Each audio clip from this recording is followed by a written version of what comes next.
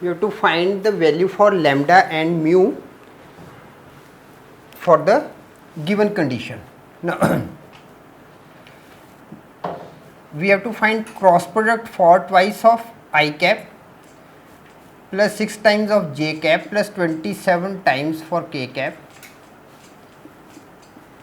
with I cap plus lambda j cap plus mu k cap, and the condition is this is equal to 0 vector. The cross product is a 0 vector. Now writing it in the determinant form, I cap, j cap, k cap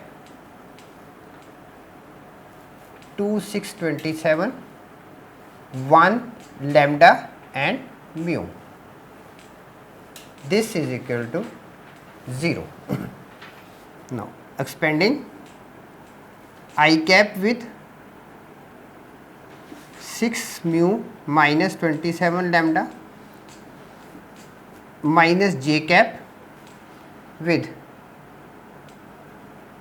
2 mu minus 27 plus k cap with 2 lambda minus 6 is equal to 0. Now we are having 6 mu minus 27 lambda. 6 mu minus 27 lambda is equal to 0. 2 mu minus 27 is equal to 0.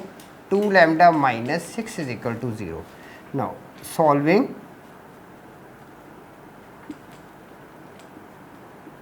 2 mu minus 27 is equal to 0, mu is equal to 27 by 2, and 2 lambda minus 6 is equal to 0, lambda is equal to 3.